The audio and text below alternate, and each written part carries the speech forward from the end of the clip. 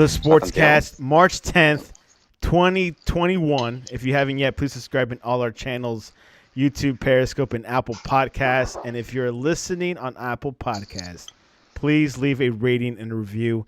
It will help us out tremendously. Visit us on thesportscast.net or on our Twitter, thesportscast1. The Champions League round of 16, leg 2 of 2, week 1 has been completed. Porto surprised Juventus. Borussia Dortmund moves on. PSG walks it, and Liverpool maintains their reputation. And joining us all the way from Hollywood, Florida, we got Jaime Fernandez. Come back to the Sportscast. How you been, man? What's going on? You just turned, 26 years old last week, right? 26, yeah, a little bit more. 36, but yeah. You're quite a man right now. 36 years of knowledge. Of football knowledge. What a week, Jaime. I met him about 2-3 years ago. We've been friends since. Now he's a grown man, and Real Madrid tied Atletico this past weekend, 1-1, the Madrid derby. What were your thoughts before we preview the Champions League? Well, it was actually the last train that Madrid can get before Atletico, get the league or win the league. So Real Madrid really needed to win, but a tie, I guess it leaves, chances, options, and there's life still in La Liga. There's hope. There's hope. Yeah, when there is hope, there's chance. Now, in La Liga, what's going on there? Is Barcelona second place there? Is it Madrid? What's going on with the second place? Because I know that with Madrid, with Simeone, they're number one. But tell me what's going on with La Liga. What's the story? What's the gossip? Well, actually, it's good that we had this call today because Atletico actually won today a game that was, suspended. It was, Yeah. They suspended because the big storm in Madrid, like a big snowstorm, like probably a month ago. And yeah, they ended up winning today against Bilbao. So right now, Atletico has actually 6 more points than Barcelona, which is second. And it has 7 more points than Real Madrid. So pretty much they are in a good position right now to win the league. But again, it's still, if I'm not mistaken, 13 games left. So, of course, I know, Real Madrid is going to fight till the end, and especially Barcelona that got kicked out today from the Champions League. So they only have that chance to win, basically, La Liga and to fight till the last game. So let's see. Atletico is pronounced with a T, not with a TH. Atletico.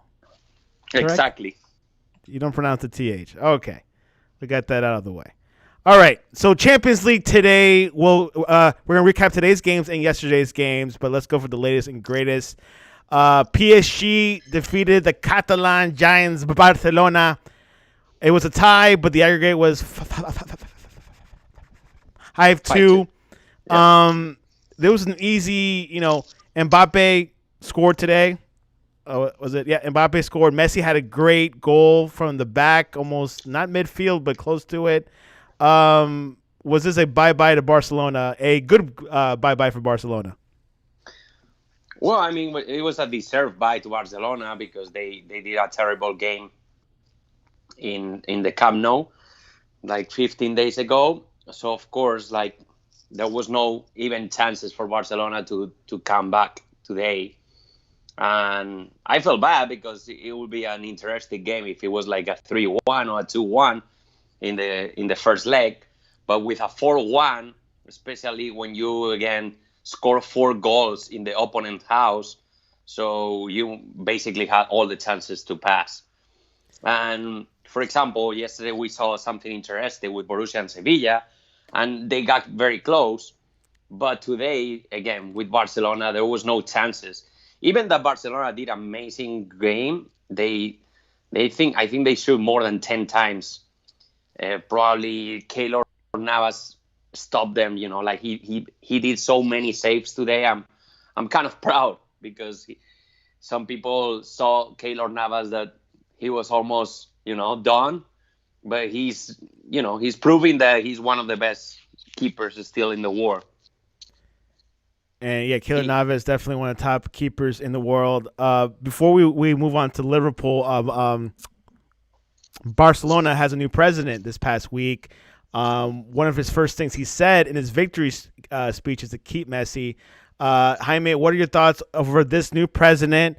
And do you think it'll be a positive impact for this Barcelona team? There's definitely hope. Again, let's talk about hope. There's definitely a good impact because this president, we cannot forget, he did something big with Barcelona. He won 2 Champions League. He was the one that John Laporta. put a lot of trust. Laporta put a lot of trust on Guardiola. He believed a lot, in the Masia, which is kind of like the youngers, the younger generations of Barcelona. And of course, he's a guy that is also mixed with politics, so people love him. There was not even chances for the other opponents to get to the president. And since the moment that he said, "Oh, I'm gonna run for president," everybody knew that he was gonna be elected. But again, there is hope, of course, in Barcelona for next season because Laporta has a lot of contacts, and there is a lot of people that want to see again Barcelona in the top. So I think personally that it's time for Messi to leave, and take a step, aside, and maybe let's build another new Barcelona, because of course we don't think about this too much, but Messi makes more than 50 million per season. So if you take those 50 million, you have money to pay new stars, that make maybe only 10 million a year or even less. So let's see. And also Barcelona is in the red. I heard they're not, like, they have a lot of debt, so that's something that it will be considered. Now, the rumor so far is Messi going to Manchester City to join Pep Guardiola. Jaime, how serious are these rumors? Is it almost pretty much going to happen? I mean, the rumors are there on the table. Everybody knows. There was rumors also a month ago related with PSG, especially when they knew they were gonna play against each other. Di Maria start talking. That it would be nice to have Messi in their team next season. So of course, rumors are there because Messi is the best player in the world, so everybody wants to play with him. Now the rumor says that Agüero might sign for Barcelona. Wow. And of course, there's not a lot of people know about this, but Agüero's son, I think Messi is the grandson, right? So Messi's godfather. Godfather, great. And also Agüero is the son-in-law of Maradona. Exactly. So at the end of the day, I mean, like, Messi, we all know, like, he lost the fight with keeping Luis Suarez for this year. So if you're able to bring him somebody like Agüero that is very close to him, because I mean, I don't know if you know, but Agüero and Messi, every time they go with Argentina, they share room. They share the same room, so they are more than friends. They are family, They're close. So of course they are very close. So if you are able to bring Agüero, and I mean, Barcelona has been, they signed really young players that they are doing really good. Pedri is doing very good. Mingueza in the back is doing good. They also brought, the young a couple of years ago. They have good players. Dembele, he has a good future with Barcelona. So if you start believing in those players and build the team around Messi, they can do great things. But in my opinion, I think it's time for him to step aside and let Barcelona build another team without Messi. And Which I know their fans probably they would never want to hear that, but they're, of course, coming from a Madrid fan, and also a scenario if he does go to Manchester City, then maybe a few years later he could go to NYFC, which they're a sister club to Manchester City and play in the MLS for New York. And then Ronaldo goes to Inter Miami, so it'll be another rivalry going on there. hopefully. I mean, will not be against that. Will not be Yeah. against that. I Anyways, I would love to see that actually. it's going to happen. I really do think it's going to happen, but obviously sometimes you got to deal. You got to compete against the Qataris, and then like the Chinese have more money, so we'll see what happens. Liverpool, who are struggling in the Premier League, 8th in the league, defeated RB Leipzig 2-0, winning aggregate 4-0, and everyone thought, well, this could be Leipzig's chance. Didn't happen like that. Jaime, what were your thoughts over this matchup? Well, I knew Liverpool was gonna pass because they brought also a good result from the first leg, but yeah, they've been struggling in the league, and of course, every time you struggle, there's rumors about what they're gonna do. Now they're gonna lose also the Champions League, but I mean, this team, they know each other. They want to go through since they have a difficult league now to win. They want to make their best at Champions League. So I knew even before the game started that Liverpool was gonna win, but I gotta say I was surprised that halftime was 0-0. So I guess they did a really great second half. Salah scored and Sané Mane in the 70th minute and 74th minute. So it was a second half game. Rumors of Klopp going to coach for Germany. You think that's just rumors, or that could happen if Liverpool lets him go?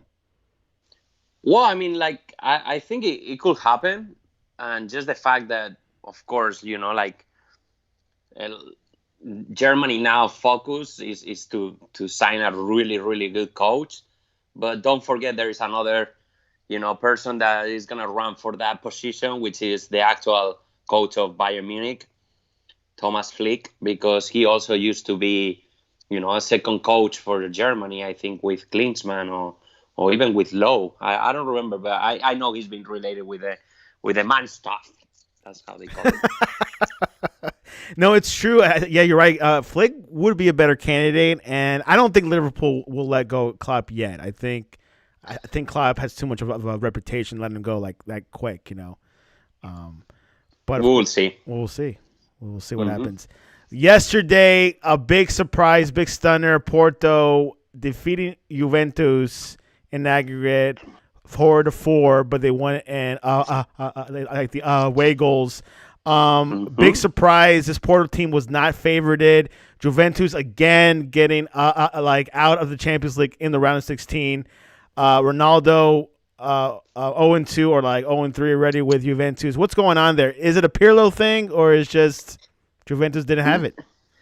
Well, I feel they didn't deserve it to pass, because don't forget that since minute I think like 55 or 60, Oporto were playing with 10 players. So if you're not able to defeat a team with 10 players, you don't deserve to go through. I was seeing totally that they were going to go to penalties, and I had the hope that in penalties Oporto will go through, because, when a team lost a player and they get to penalties, I don't know, the magic happened, and usually the team deserved to win, and they ended up winning. But they did it before that, and it was a great free kick. I didn't expect that he was going to shoot like, under the wall, and he did it. He did it really good. Oliveira, he scored a penalty and he scored a free kick. So, I mean, Oporto, I that's what I love about Champions League. We have this scenario last year with Leipzig. Also, they made it through to all the way to semifinals. So now Oporto is in the next round. Of course, they have very difficult rivals so far. I mean, PSG, Liverpool, Borussia Dortmund. But you never know. I mean, we still have another 4 teams that they need to play. Who knows? I mean, they keep fighting. I remember totally when Oporto, I think if I'm not mistaken, it was 2004. They made it all the way to the final, and they ended up winning against Monaco, I think, yeah. Tell us about this Portuguese league where Porto plays. I know it's right next door of Spain and everything, but I know they're not like the top five leagues. But can you tell the audience how's the level like in the Portuguese league? Well, it's a good level. Is Portuguese always bring a lot of players from South America. They have also good players in Portugal, and of course, some Brazilians that they want to try in Europe. They come through Portugal because of course it's the same language, so it's an easy career for them to jump into a big team. We have a lot of cases like this in the past. Players like Deco, Pepe. I know a lot of players from Colombia that go through Porto, like James, also Falcao. There's a lot of players, that Oporto brought it to the big leagues, and it's always been like Sevilla, like a selling team. They bring players, they form the players, but once they have a lot of value, they sell it right away because they know that never happens. Like you cannot keep a player that is top in Europe for more than 1 year in a team like Oporto. It's very difficult. So I totally remember that year that they won the Champions League with Mourinho. Even they sell the coach. They sell Mourinho and they sell a bunch of players from that generation. Yeah, and of course, But yeah, Porto. but Yeah, go ahead. yeah, but just to mention, sorry, since you asked, in the Portugal league, they have three big teams. One is Benfica, which again they've been doing great things in the Europa League in the last couple of years, and they play every year the Champions League.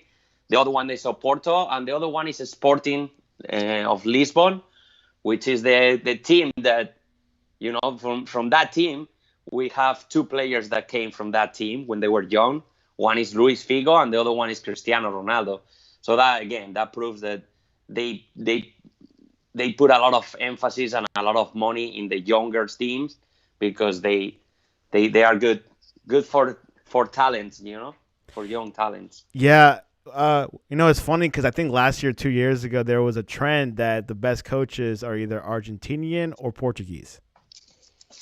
I mean, they've been growing a lot. The Portuguese coaches, they've been doing really good in the past, I will say, like 10 years. We have Mourinho. We have, like a couple of coaches also, Jorge Jesus. And there's a good coaches right now in other leagues, like the Russian league, Ukrainian league. And yeah, I mean, even the actual coach of the national team of Portugal is a really good coach. I mean, he won the Euro Cup like 5 years ago. So Also, Portuguese Carlos Queiroz coached the Colombian national team. He's no longer there, but was there a couple. Last year he was there, but started losing a lot. So you're right. And Queiroz used to be Manchester United right hands of Alex Ferguson, and he used to coach also Real Madrid for a year. So, yeah, quite interesting. And keep in mind, like from what I've heard or what I've seen in my soccer experience, these national team coach positions are not sexy. Like you rather coach with a club that has, and like they pay you better. Like typically, good coaches wait till the end of their career to coach in a national team. That's what I've seen. I could be totally wrong, but that's what I've seen. And that's what's going to happen to Mourinho. I think he might be coaching Portugal towards the end of his career, which could happen sooner than later. Yeah, it all depends. I mean, it depends of where do you see a project. I mean, we have different cases. We have cases where a young player like Jurgen Klinsmann ended up coaching, a team like the U.S.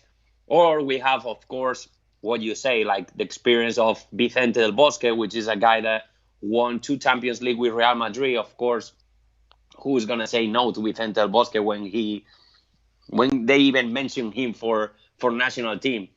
But yeah, I mean, you're right. I think it sometimes is better to have a coach that he has a lot of experience in his career, because you are gonna train those players just for a specific time, or just for a short time. I mean, and it's better to have a lot of knowledge than a young coach that maybe they need more days to to practice a lot of new things, new Yeah. tactics.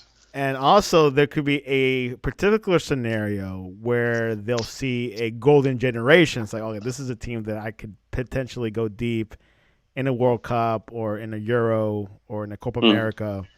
A opportunity. Hey, you got a Chile team with with Vidal or Alexis Sanchez. Let me coach that team. They're in like their late 20s. It's good, but anyways, Yeah, yeah, uh, of course. or Bosque had a good man when he coached Spain. It was a perfect golden generation right there. Yeah, it was, of course. Even Portugal, like, I mean, I if I need to put my money, I will put my money Yeah, for me too. this generation of Portuguese, because they are probably gonna do great this Euro, and they are gonna probably do good in Qatar also next year. So it's gonna be interesting to see, because usually we have 2 year difference, so there is a big change. But this year, because of the COVID, we have Euro Cup now, and next year is not in the summer, but in the winter we're gonna have a World Cup. So there's gonna be only 1 year difference, and that's pretty cool, because you don't see that much difference between the national teams, because they play 1 year apart, a big competition. So we will see probably one of these European teams that wins this Euro this year. They are probably gonna be, candidates to win Favorites to win, the, yeah, especially the when it's Qatar 1 year World Cup. Yeah. apart. When it's pretty much good to have that team intact in a short period of time, or in that period of time, because these players sometimes don't see each other almost every 2-3 months. But it's an interesting scenario, which Europe has been the favorite. A Latin American or a North American team has not been favored these past couple of years, which has not been good. But hopefully a Brazil or an Argentina or maybe Uruguay might come into the fray. But, Europe there's like 10 good teams. Anyways, Dortmund and Sevilla. Dortmund has moved on to the quarterfinals. They won in aggregate 5-4. Sevilla, known as the Europa League experts. But Haaland, wow. Yeah. Maybe one of the No, fastest player in the world, which is 20 goals. Jaime, your thoughts over this Dortmund team and maybe some Haaland? Well, this Dortmund team definitely is a candidate for this Champions League. And I mean, it's kind of unfair to say that now, because of course we're seeing the best Haaland. But I don't feel it's because that. I feel it's because he has a lot of potential of a lot of young players. We have Bellingham, we have Jadon Sancho, and we have also a couple Dahu. We have a couple of young players that maybe not a lot of people know, but they are demonstrated that they can win this Champions League. And I like also the story that is happening in Dortmund right now, because they listen carefully, Santiago. This is gonna call your attention. They kick out the coach, which was a very famous coach I think at the beginning of December, and they sign a new coach. He's very young, but he's doing amazing numbers with Borussia Dortmund. But guess what? They already hired next coach for next season, which is the Mönchengladbach coach. So I don't understand really, because what if they win? They are doing great in the, let's say, the cup of the king in Germany. I think is the Copa or something like that. Right. And they are second in the Bundesliga, but they are already in quarterfinals of the Champions League. So what if this coach ended up winning a Champions League or a big title? Are you going to kick out that coach because you're signing a coach that is not even winning anything? Which is kind of weird, but sometimes that happens. That happens. And it was interesting because I don't like when they sign new coaches like 6 months before or something. It's like, yeah, I don't like that. There could be a chance that coach can improve, like Zidane. I mean, I heard if he doesn't win anything, he might be out. Yep. So, but still, like, you got to wait this thing out and see how things flourish. But, yeah, good for Dortmund. Sevilla, any hopes for them in the future, their club for next season, or maybe, like, what's going on with them this season? They are doing a great season. They lost last week against Barcelona in the Cup of the King. That's right, yeah. I thought they were going to qualify to the final of the Cup of the King. They keep fighting for the league. They still have chances because they are very close to Madrid, Barcelona, and Atletico. So you never know. I mean, we still have 14 games, but I feel Sevilla is going to be top four, which is a really great season. And then, of course, the Champions League. I mean, is more than just playing against Haaland, which is he's in amazing, time right now. He scores everything he touches, but also the fact that Sevilla is signing really good players with a lot of future because they are very young, and also is signing talent like Papu Gomez. So I feel Sevilla is in the right path. They won the Europa League last year. They are making a, a good year. They need to keep building for the future. But I think that, I mean, if I was a Sevilla fan, I would be very happy and very proud of my team because they are playing really good football, which is what it matters. And let's see what happens with Haaland and Dortmund. Jaime has a good feeling about them. I do too. So we'll see if there's a new winner this year. Let's look into predictions for next week for the 16th. Man City and Gladbach. Jaime, Man City is up in aggregate 2-0. Will Man City close this out? Yeah, I feel Man City, Gladbach is the same that we live with Liverpool and Leipzig, right? It's Right. two English teams against two German teams, but of course they are not playing against the good Germans, which is Borussia and Bayern. So I mean, City, of course, I totally feel they are gonna win, and they're gonna win, destroying Gladbach just because the fact that you want to scare also the big teams that are gonna play next round against City. So I feel it's gonna be kind of like a 4-1 or 4-0, just again because they want to demonstrate that they are serious with this Champions League, like last year. So I feel Pep Guardiola knows how to motivate that team to make extra goals, right? Exactly. You're Madrid against Atalanta. Madrid's up 1-0 in aggregate. Will they close this out in Madrid? Well, I've been praying. I've been praying to Good. re, to re, to recover all the players that we've been having injured in the last 2 months, and hopefully we will have Ramos back, which is very important, especially in defense, and to have a leader in the team. We have Benzema back, and hopefully we have Hazard. But again, I mean, even if Hazard is not there, I mean, I feel Real Madrid should win at least 1-0. Even with the tie, Real Madrid will make it through. But I mean, again, we saw it last year already. Atalanta did amazing Champions League. This year, I feel they're gonna fight a lot. So I think it's gonna be a very, very tight game. Real Madrid it is. Bayern Munich 4-1 aggregate against Lazio. Will they do the same as PSG today? I feel Bayern Munich, of course, they want to win again the Champions League. They wanna do back to back. So of course, like, this game is gonna be kind of like an easy game for Bayern Munich. But I have the same feeling as I told you with the Man City. Bayern Munich is gonna play that game like it's a final. They want to scare the rest of the rivals. They want to show them that Bayern Munich is the rival to beat again this year. And I feel they're gonna win easy, like probably 2-3-0. And again, let's wait for the next round. But I feel it's getting good, this Champions League. It's getting sexier, and this game is going to be hot as well. Chelsea, Atletico Madrid, Tuchel is doing well with things in Chelsea. They're up 1-0 in aggregate. Atletico's also good. They do have Simeone. This might be the closest match next week. Who do you got, Jaime? Yeah, that's gonna be a very tight game. I totally feel that it's gonna be a game that little details like free kicks or very tactic game. We have two great coaches, as you say.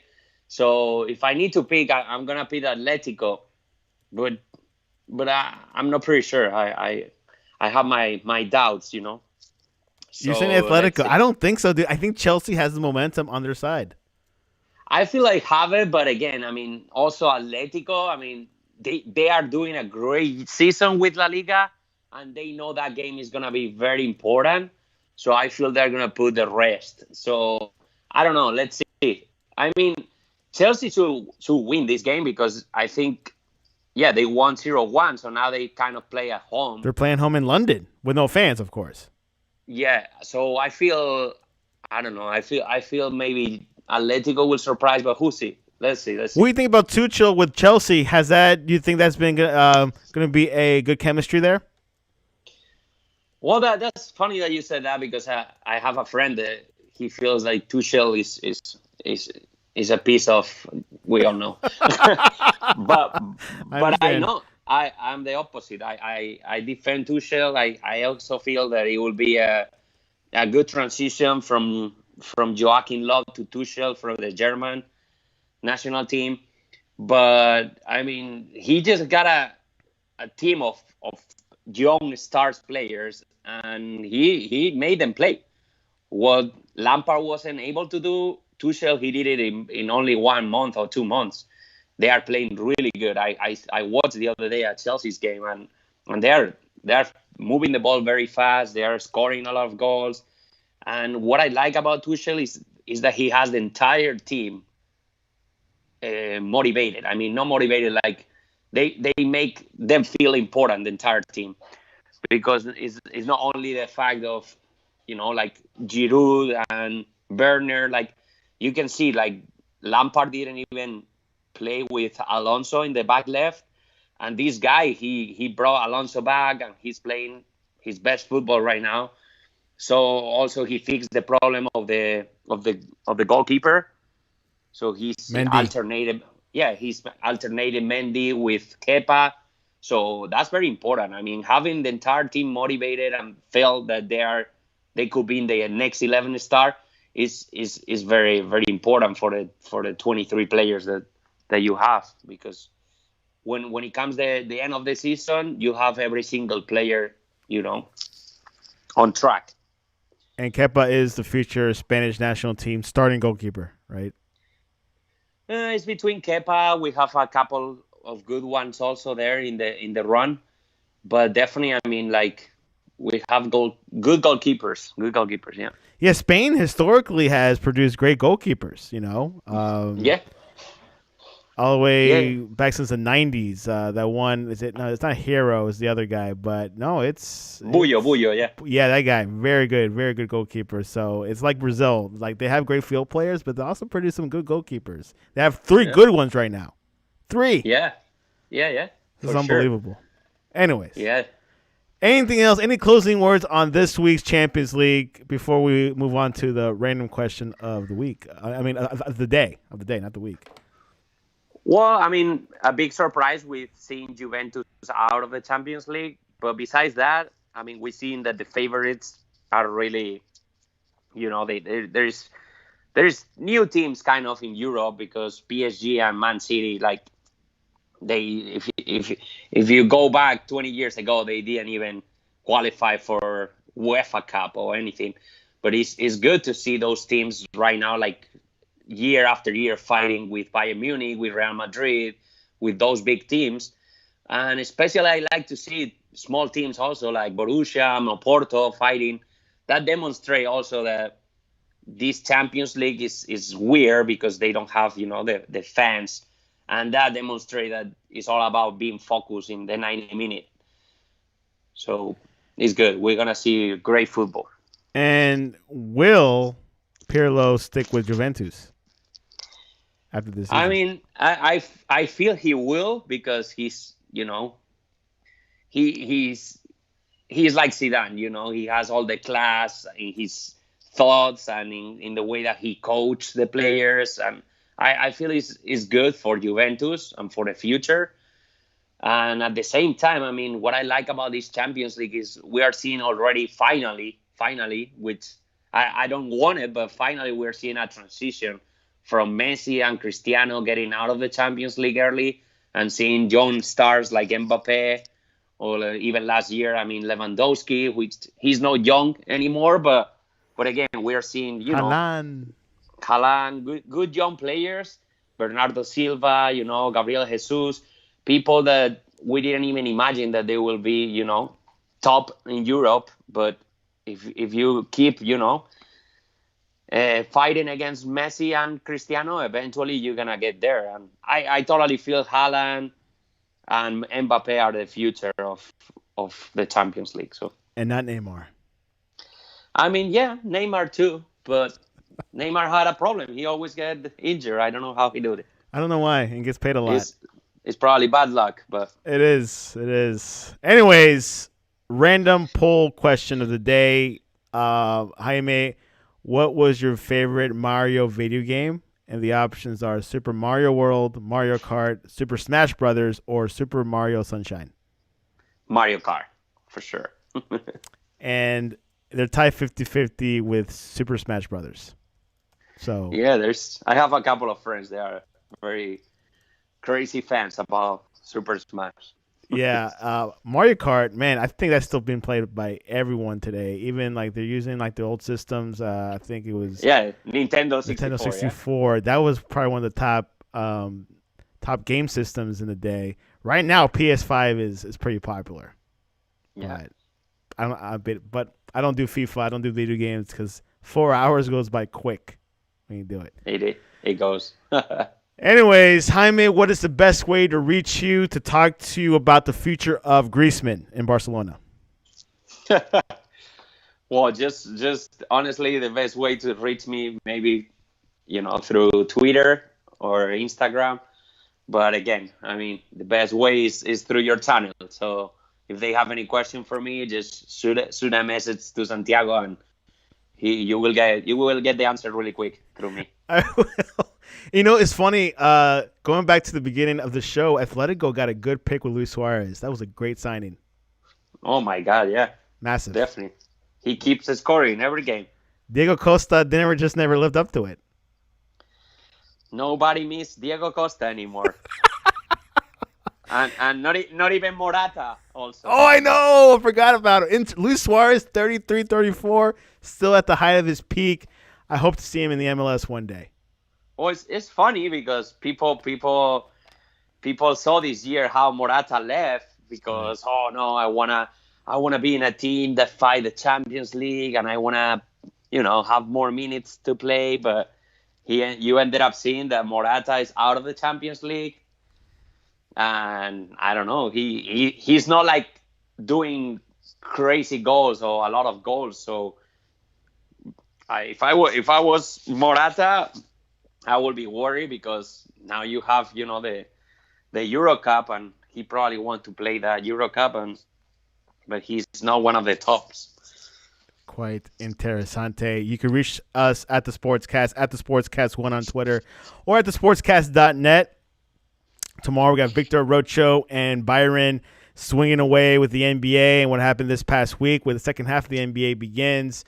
And, of course, NFL free agency. We'll probably have a show on Friday with Ryan Chris to talk about what's going on with these player signings, the free agents, the trades, Russell Wilson, things like that, the drama similar to in soccer and things like that. But, wow, so much soccer news. This is like the hot season, the red zone when it comes to soccer. And really glad to have Jaime because Jaime is so knowledgeable. He knows anything about the Portuguese league to the second division in Germany. So, anyways, Jaime, always a pleasure. Thank you, Santiago. Thank you for your invitation, and it's a pleasure for me also Viva to keep helping the Sportcast. Exactly. Viva España.